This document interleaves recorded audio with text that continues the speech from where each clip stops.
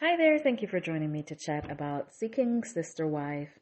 If you're a fan of the show, go ahead and hit the subscribe button, and also let me know your thoughts on the episode in the comments. Oh Lord, so the episode starts off with Danielle arriving in Brazil, and I was hoping that she would stand firm on not going, but here she is. Oh my gosh. So she claims she changed her mind because they're family and it's important that she's there. She says she still fully hasn't gotten Garrick's response to her being pregnant. What do you mean? You got his response. He doesn't care. What do you mean, haven't fully gotten his response? Yeah, you might not have talked about it at length, but you got his response. So at this point, I feel like she wants him to, change his reaction, or it wants him to be excited, but you already got his reaction. So I don't know what more, she's wanting. So she arrives at the place where Natalia and Garrick are staying. I'm not sure if it's her place or if it's a rented spot. It seemed like we see a preview for next week where she has friends over, so maybe that's her apartment. I don't know. So Natalia seems happy to see her. They hugged. So I'm not quite sure of this issue here of her not being in touch. Is this a real thing or is this manufactured? Because it looks to me that her response to her in her arriving seemed genuine, and it seems like she was happy to see her. So then Garrett comes downstairs, give Danielle a sister hug and two sister kisses, and Danielle says, Danielle seems like she couldn't wait to tell Natalia she's pregnant. After Garrett came downstairs and they hugged her or whatever, she's like, yeah, I'm pregnant, baby. And so for a second, it looks to me that Natalia seemed shocked, or maybe she was just feeling a little bit awkward. I wonder if Garrett told her about this or not. But it's almost like as soon as she busts through the door, she's like making the announcement to Natalia. So Garrick says in his confessional that he was shocked Danielle was pregnant, said he thought that Natalia would be the one to be pregnant, and he was like, whoa, how in the world did this happen? Well, basic biology, Garrick, basic biology. I do, however, kind of see his point as far as him being surprised, because he says it's been 14 years since the last baby, so I wonder what has changed lately. Was she on some kind of contraception and then she stopped? But with the relationship being so rocky, why now? Although he keeps on saying kids are a blessing, he seems far from excited about the whole thing. So Natalia brings Danielle to her room and she tells her her bedroom is down the hall. And Danielle seems shocked that Natalia was sleeping elsewhere, but Natalia told her that room that she brought her to, her and Garrett can have the room. And Garrett goes on to say that, he talked to Natalia about the communication issues, and says in his confessional that Natalia is insecure sometimes and jealous. I'm like, what? Have you ever thought about the fact that maybe, if Natalia is not answering or talking to Garrett, maybe it's because she just doesn't want a relationship with this woman, or maybe she's just annoying, or maybe she's trying to, take up too much of her time and is not over you like you wish, Garrett. I doubt Natalia is jealous over you, but okay. I just don't feel that way. So in her confessional, Danielle says Garrick has not been in touch since he's been away, so she's not quite sure where they are. And my reaction when she said this, I was like, dang, Garrick been living the single life. He hasn't been in touch. I wonder if he's been in touch with his children. I mean, I would hope that even if he's not calling or texting Danielle, that he's at least in touch with the boys. Like, how are you gone for 6 weeks and not being in touch? So Danielle asks how the wedding stuff is going on, how are things coming along, and Garrick says it's been difficult. He grasps about how many trips they had to make to the office or the authorities. I guess they have to do some paperwork for the wedding, and he says that they've been back and forth like 4 times. Garrick says that somebody out there found out they were a plural family, and so now they need permission from the judge to get married. But, laws are different in different countries, but he's technically single, so I don't know if they look at it like even though they're not legally married because they live together and they have a family together, that it's, kind of like a common law marriage in a sense. So even though there's not the paperwork, they're still technically married. So Garrett got emotional. I didn't quite catch that scene. Like, it just flipped, because then Danielle was asking, like, why is he getting emotional? And he was like, it's going to take longer because it's going to delay Natalia going to the U.S. So we see Natalia touched his neck, and I think she said he was going to be okay. And Danielle is just sitting and looking on awkwardly, like, you're not pulling me in, and I don't care. So with the face that she was making, I was imagining that she was thinking, like how much he cares about Natalia and how little he cares for her, because he's getting all emotional because Natalia is not going to be able to go to the U.S. in the time frame that he planned. But she's giving you massive news with the baby, and he couldn't care less. So after that, there was like an awkward pause. I'm not quite sure if it was edited, but nonetheless, Natalia eventually filled the silence by asking how she was feeling, which I found that, to be crazy, because Garrett has not once asked how she was feeling, with her being pregnant. It's just crazy how he just doesn't, I don't know. He just doesn't seem to care. He doesn't care much. So Natalia, she says that, eventually they were talking about how the baby is a surprise. And Natalia was not buying it, because she's like, okay, how is it a surprise? No, they didn't do the baby thing yet. I'm sorry. First, she asked about how she felt about her and Garrett getting married, and she said good, which is a lie, but she didn't expound on that. So Natalia asked, again, is it okay for you? And she was like, it's okay. And then she asked, is it strange for you with me and Garrett? And she deflected by saying something about God. God knows best, or God knows something about God. And then they were saying how the baby is a surprise, but God does his thing. And Natalia's like, no surprise. Like, duh, you're intimate. This is a possible outcome. But I was kind of shocked. Then Natalia asked something that was kind of shocking. She asked, so, do you have sex on your fertile days with Garrett? And I was like, dang, that's kind of bold of you to ask that. And so Danielle acted as if she didn't understand the question, because I understood the question. So Garrett says she's asking if we have unprotected sex on your fertile days. And she's like, yeah.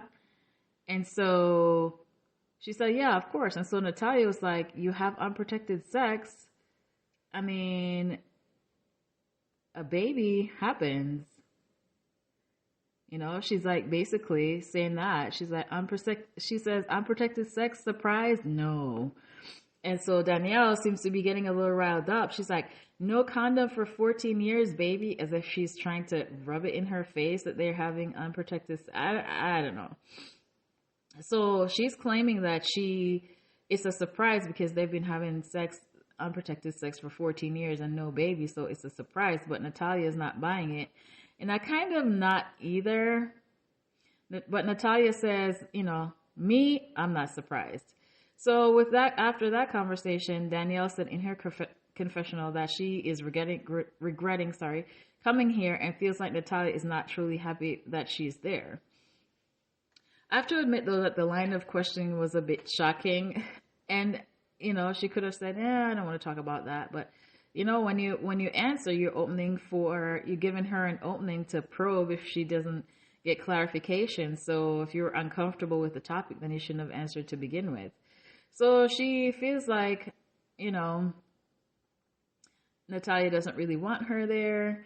But the fact of the matter is, it is all suspicious, And Natalia is not hiding her thoughts about it when she's saying, oh, it's a surprise. The timing is a bit weird. What's happening that's different? You're the one who's claiming 14 years and no baby. So what's so different now? Granted, things can happen, but it is a bit suspicious that, with the timing of everything. Danielle says that she thinks Natalia believes that she got pregnant on purpose in order to keep Garrett, And I mean, can you blame her? It is a bit, the timing is a bit fishy. So while they're going back and forth about this baby thing, Garrick is just there in the middle, looking back and forth, lost, dazed, and confused as usual. Danielle says that she's there to support Garrick, whether Natalia likes it or not. And I feel like she should have gone with her first instincts and not come. I mean, the relationship between the three of them is very, very strained right now. I don't know what she expected in coming here, that things were magically going to be rosy when she gets here. And I just wonder if she just went out of spite because maybe she feels like Natalia doesn't want her there and she won't be completely happy, if she didn't want her there and she's there.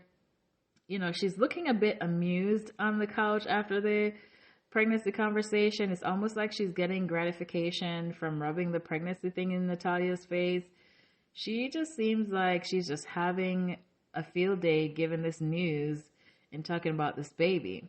So later on in the episode, they get bad news. So apparently the officials have not approved the wedding, the marriage, because he currently lives like a married couple with Danielle.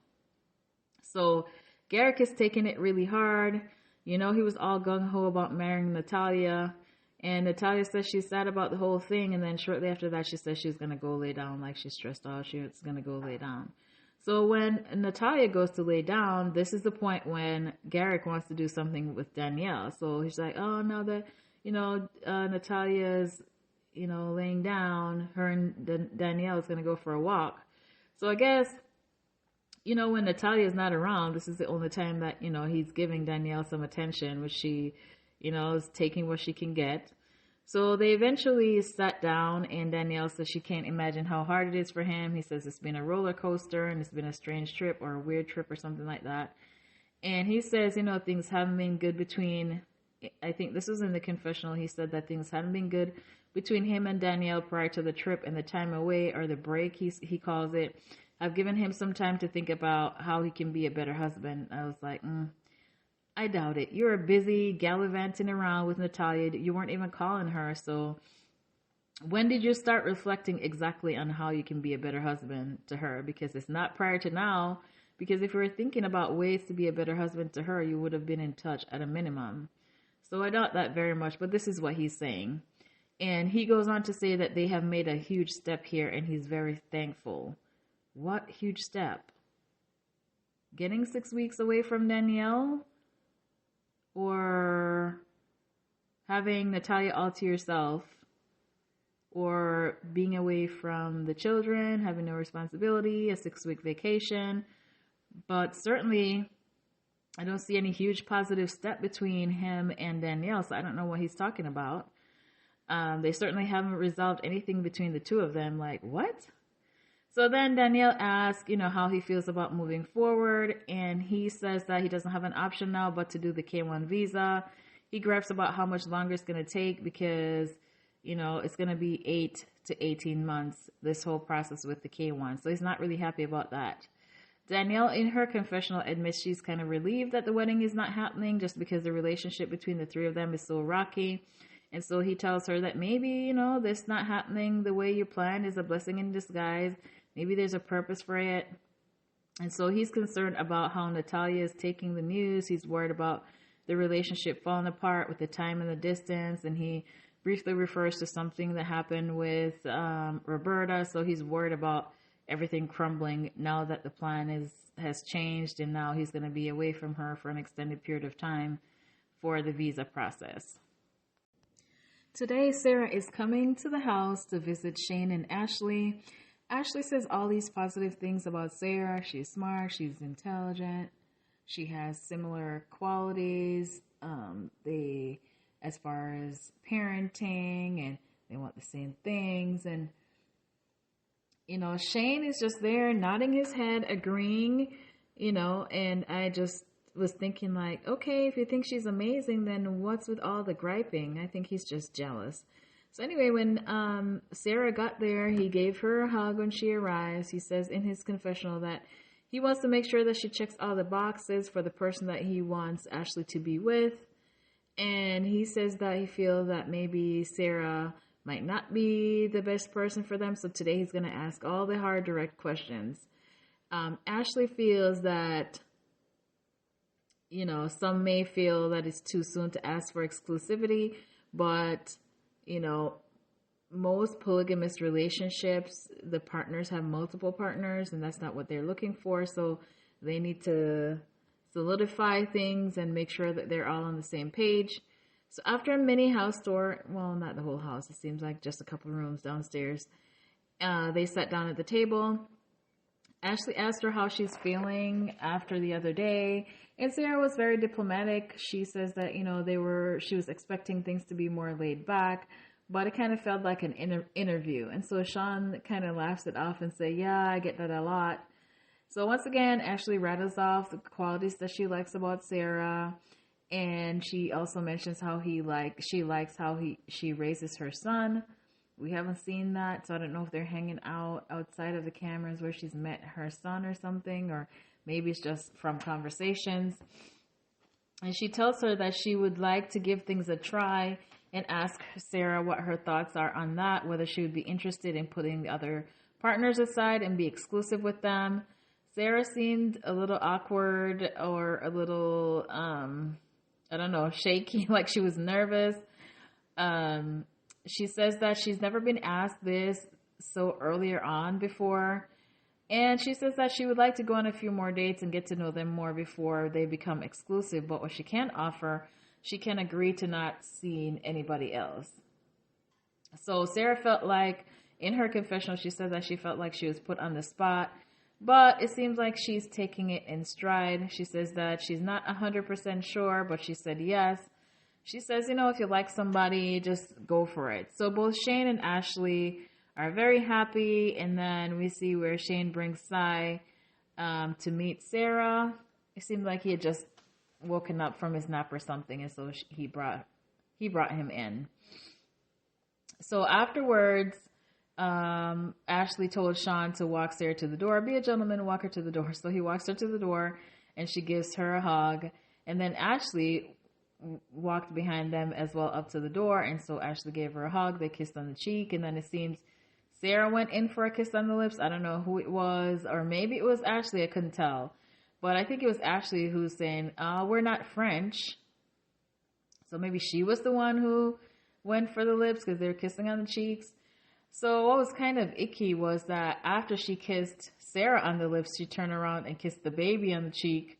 I mean, I don't know. Maybe it's just me being weird, but, she doesn't know her that well. And then she kissed her on the lips and then kissed the baby on the cheek. I don't know. Maybe it's just me. I just thought that was kind of So anyway, Sean seems happy to see that he's happy to see that Ashley's happy. He claims he's not jealous. He just doesn't know how to feel about things, and especially seeing her being flirtatious with Sarah. Later, we see where Shane and Ashley goes out to meet with Rachel. They say that she's a good sounding board for them. But a lot of the stuff is a rehashing of the conversation with Charlie. So I'll try not to include or more redundant stuff about what they've talked about before. But a lot of it is like a rehashing of the same things that they talked about. So she asked if they have met anyone else after Grace, and so they tell her about Sarah.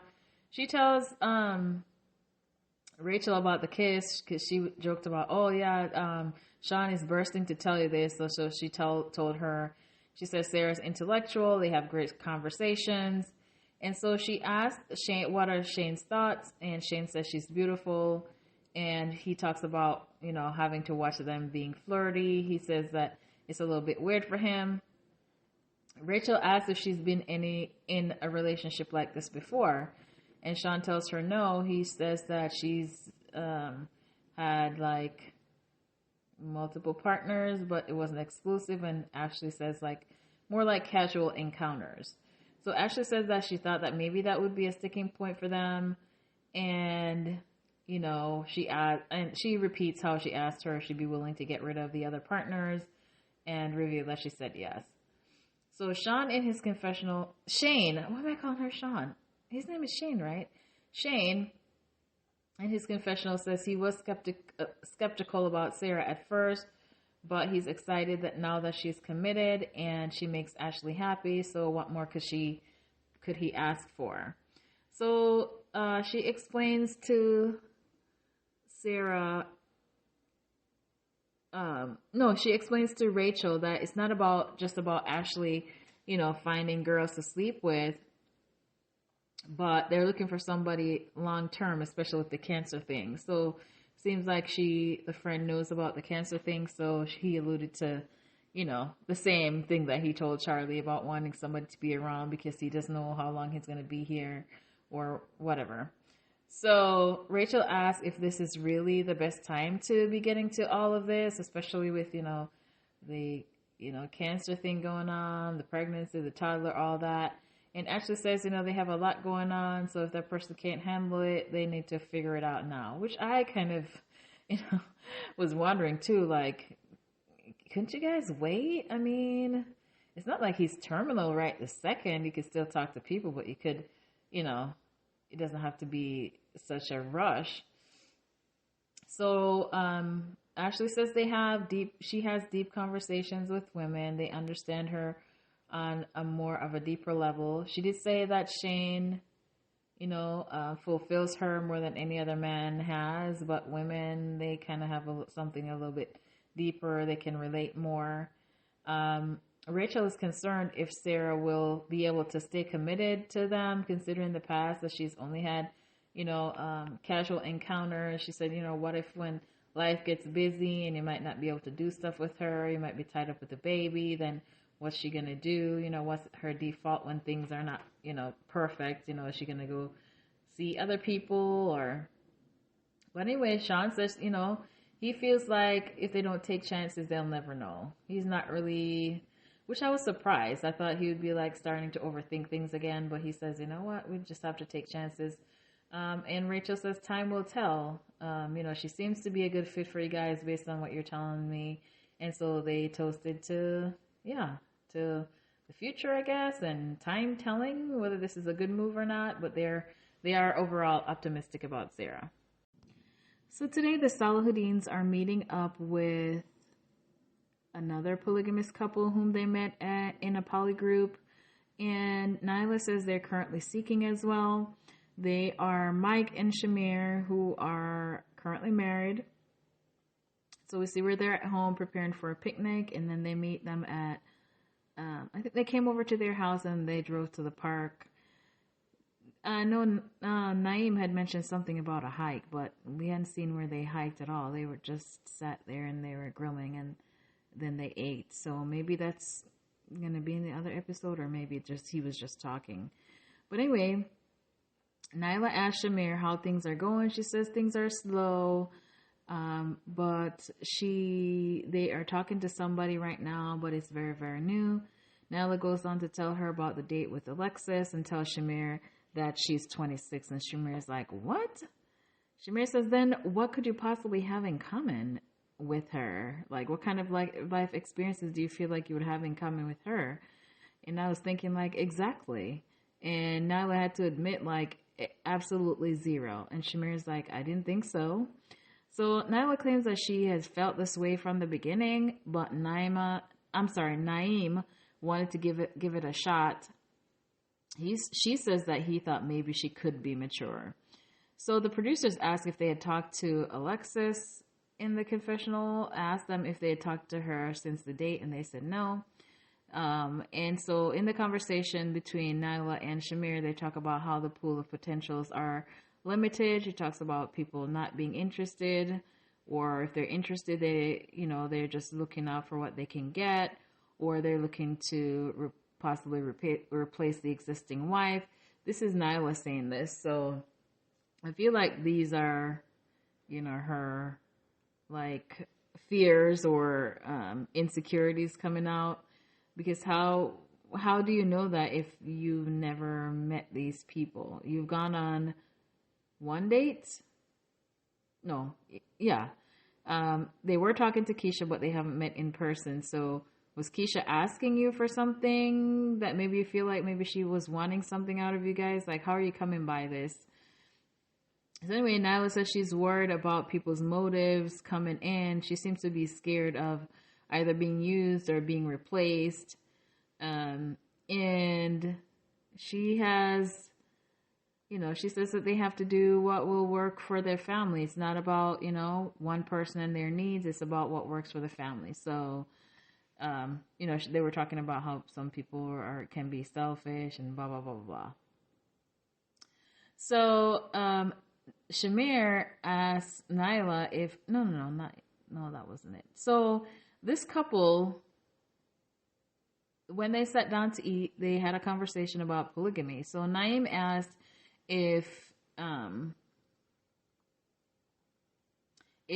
either of them grew up in a polygamist family, and Michael says he didn't grow up in polygyny, but his family was supportive. Shamir's family, on the other hand, are dead set against polygamy, and Naeem says sound kind of like his mom. Naeem tells him how his mom has everything negative to say, how it's nasty and blah, blah, blah. And Shamir says, yeah, her mom does the same thing. Now, early in the conversation between Mike and Naeem, Naeem was talking about how things were promising with Keisha, and then when it was time to meet, she had a myriad of excuses the day of. And Naeem feels like, she might have had friends in her ear, but he felt like it came out of nowhere. So this couple that they're meeting today have a little bit of an interesting backstory. So Shamir was supposed to be, she says, she calls herself the second/third wife. So Mike goes on to explain that 2 months after marrying the second wife, the first wife decided that she didn't want to do polygamy anymore, so they ended up getting divorced. And so the second wife and Shamir were close, and so Shamir was supposed to be the third wife.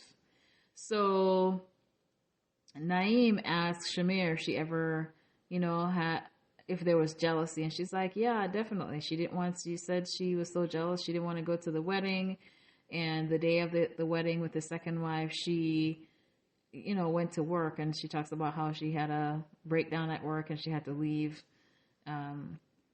work. So Naeem asked how she was able to, handle the jealousy, and she says that, she talks about how the second wife had called her from the honeymoon and asked how she was doing and letting her know that she was thinking of her. So, they kind of had good communication between the two. So we find out that eventually the second wife didn't want to do polygamy. So right now, Shamir is the first wife. So this guy lost 2 wives, and so now he's still going to be seeking additional wives. I don't know, like, how many wives does he need to lose to realize that maybe this is not the best thing to do? So anyway, Shamir asked Nailah if she ever experienced any jealousy. She says no, because she's always been secured in her relationship. And I'm like, don't believe that. She says that if she were to have jealous feelings, she knows that it's not something she has to act on. But Shamir feels like she can say that all she wants until she's in the situation. She doesn't really know. Naeem asks for advice that she has for them. And Shamir says, communication, is the key to making things work. And Mike says, he always, the main thing that he looks for is, the person's attitude towards his wife. And if they have a negative attitude towards his wife, that's definitely a red flag. So earlier, Nailah had talked about how difficult it was, dating.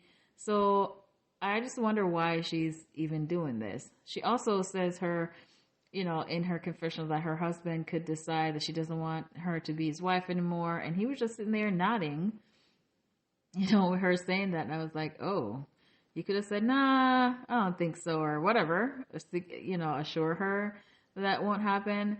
And she goes on to say they can't dwell on what ifs or they wouldn't do anything. She says the benefits of polygamy are more tangible than the what ifs. And then Naeem jumps in and says that, but if it thrives, it can be 10 times better than what it is. And this is when she looked at him with a look on his face, and then she looked at the camera as if she didn't like what was being said. I was like, ooh, she did not like what he said. So I don't know, it's a touchy subject or something. But, I don't know. She's not convincing me that, 1, she's not the jealous type, and 2, that she really wants polygamy. I'm just not buying it. Maybe Naeem probably is the one who wants polygamy, and she's trying to buck the stereotype of the man being the one interested, and so she's saying that she's the one who brought it up. But I'm just not convinced. She just seemed to be not that enthusiastic about it. Today is the April show. Today, April is meeting up with her younger brother, Billie.